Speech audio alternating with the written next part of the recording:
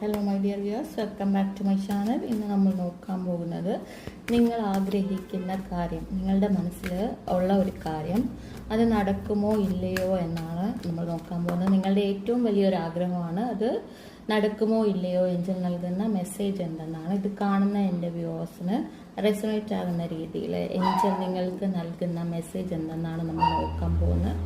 നമുക്ക് നോക്കാം. 3 കാർഡ്സ്. ഇത് ടൈംലെസ് റീഡിംഗ് ആണ്. നിങ്ങളിത് എപ്പോഴാണോ കാണുന്നത് അപ്പോൾ നിങ്ങൾക്ക് റെസൊണേറ്റ് ആകും. നിങ്ങളുടെ ക്വസ്റ്റ്യൻ എന്ത് തന്നെയാണെങ്കിലും ആദ്യമായി നമുക്ക് കിട്ടിയിരിക്കുന്ന കാർഡ് എന്ന് പറയുന്നത് കോംപ്രമൈസ് എന്നാണ്.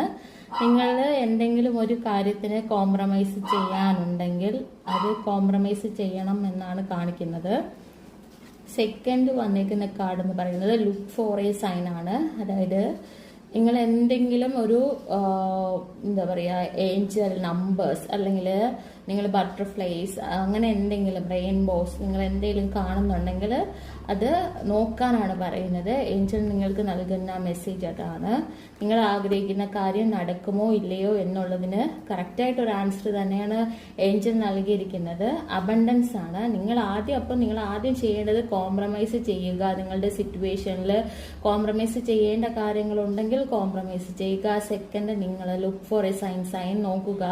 ഏഞ്ചൽ നിങ്ങളോട് കമ്മ്യൂണിക്കേറ്റ് ചെയ്യുന്ന സൈൻസ് നോക്കുക. അതുവഴി നിങ്ങൾക്ക് കിട്ടാൻ പോകുന്നത് എന്താണ്? അബണ്ടൻസ് ആണ് കിട്ടാൻ പോകുന്നത്.